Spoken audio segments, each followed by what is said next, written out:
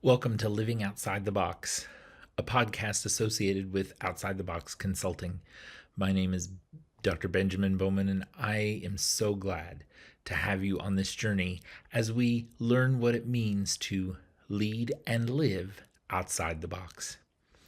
Today, I want to continue our dive into what is relevant leadership.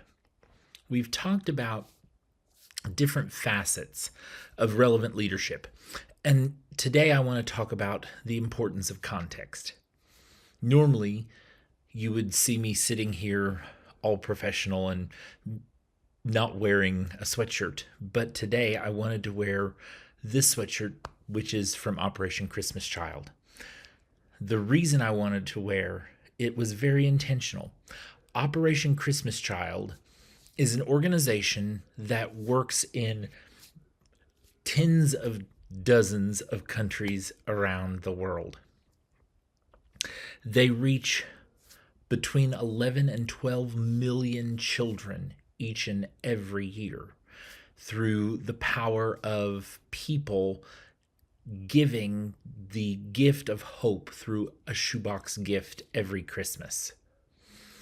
11 to 12 million children between the ages of 2 and 13.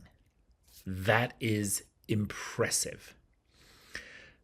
But they're not all in the same country. Operation Christmas Child, like I said, operates in many different countries, which comes with many different contexts because of culture and different facets of the government there as far as how governments view religious activities. They have had to establish a format for leadership that incorporates an understanding of context. One of the many things that Operation Christmas Child has done through the years is to hire local people where they serve, because those local people understand the needs and context of each individual country where they operate. And sometimes it's not just the individual country, but it's the different tribal groups or people groups that make up the country that have their own context, and they hire people to help them navigate that context so that they can be relevant right where they're serving. Operation Christmas Child has thrived for over 30 years, operating as a relevant leadership organization. They have not been relevant in the sense that they change with every whim of the world, as we have talked about. That is not what relevance means. The world would tell you that relevance is changing your beliefs to meet the new fads and the new mode of doing things that changes on a whim in our world. But that is not being relevant. In fact, that is a very weak way to lead. Relevance, as we have discussed, is the ability to see the need and to figure out how you can bring to bear all the resources, all the knowledge, all the abilities that you have to meet the need in the context of the situation with empathy and understanding the uniqueness of each individual people or people group to foster development of future leaders. That's relevance.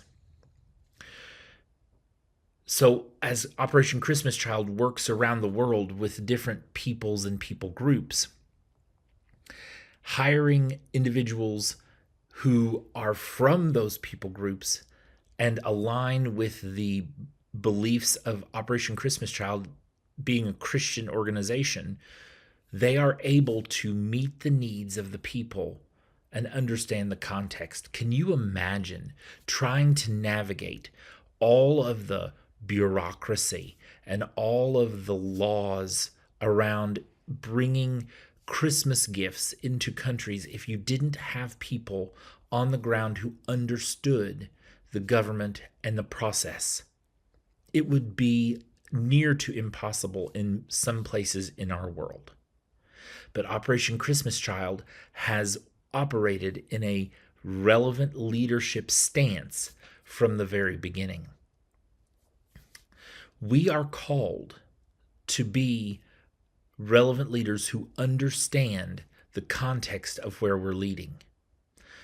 Someone once told me when I started in my leadership journey that whenever I walked into an organization or a church or wherever it was that I might be consulting or working, that I should not do anything to change the way things are done for at least the first 6 months of being there. And you might say to yourself, but what if things are being done in an inefficient way and you have the ability to change that? Well, we all have adverse feelings about change, whether we like to admit it or not. There is no one that I have met that at some level does not like change. There may be changes that are okay for some people and they think they are okay with change, but there are always changes that are going to disrupt the way we think, the way we have a routine. And so even though things might be inefficient, you still don't want to change things in those first 6 months. Rather, you want to spend that time getting to know the people that you're serving. You want to know the context of where you are, to get to know the culture of the organization, the people serving in the organization, the church, the school, wherever it is. It's not admitting defeat or setting aside something that's good for something that might be inefficient. Rather, it's investing. That's how you have to think of it. It is investing the time, the energy to get to know the culture, the norms, the routines, and the people that you are leading. When people feel like they are known and seen and heard, they will be more willing to accept change, even if it's hard, because they know that change comes from a place of care and a desire to foster development. They know it comes from someone who is trying to be relevant, to see the need and to fill the need and develop leaders.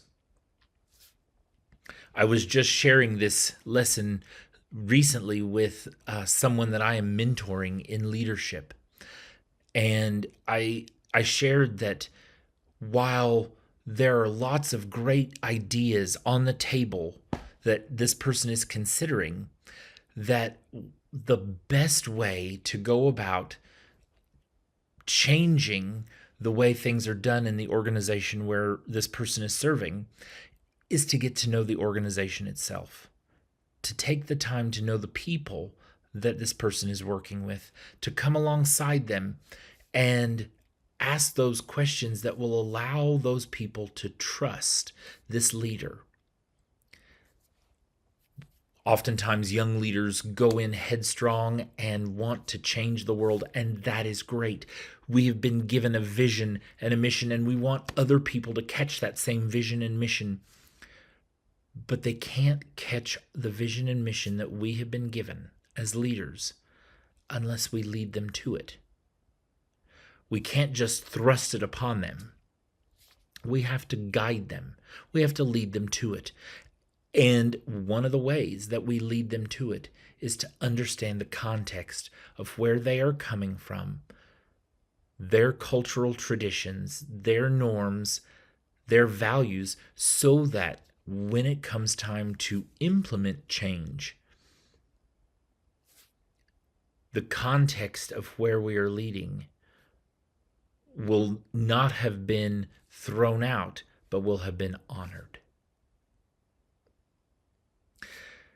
Today, I want us to think about where we're leading, whether it's in your home, a school, a church, a business, a volunteer group, whether it's a Christian organization that spans the globe,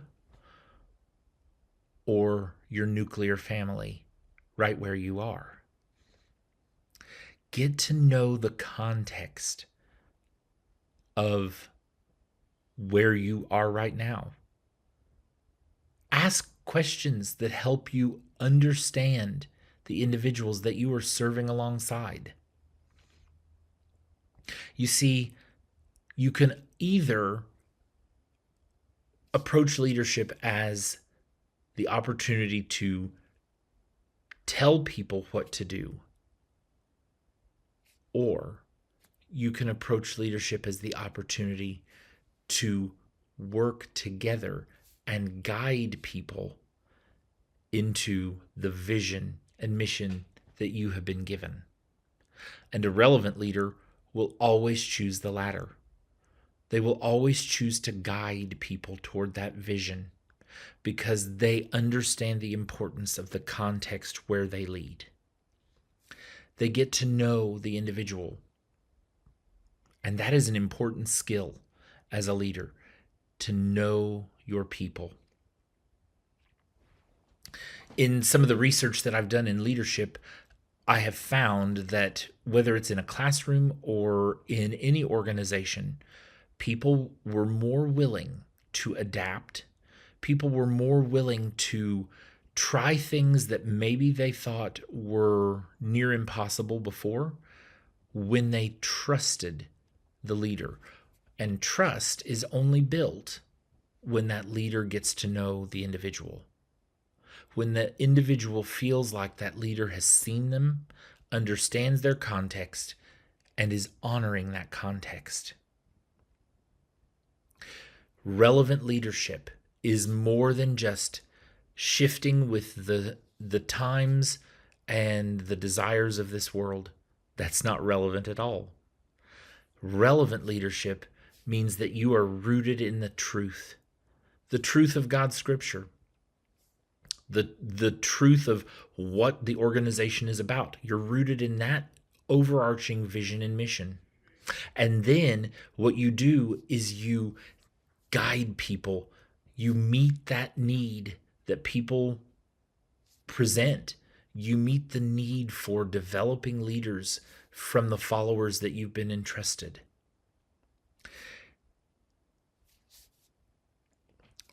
Relevant leaders are what this world needs.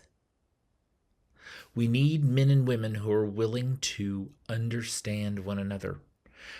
We see on the news each and every day, there's misunderstandings. There are people that are frustrated by different policies or actions of governments around the world, not just here in the United States, but around the world.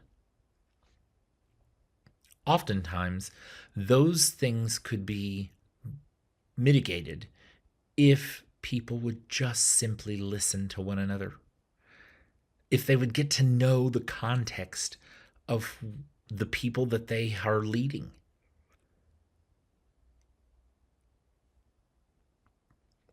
I hope and pray that you will be a relevant leader, that you will seek to understand the context of where you're leading at now.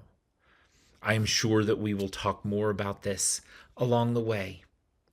But today, think about ways that you can get to know the people where you're leading, ways that you can ask those questions to help you understand the context and the culture of the organization that you are planted in as a leader.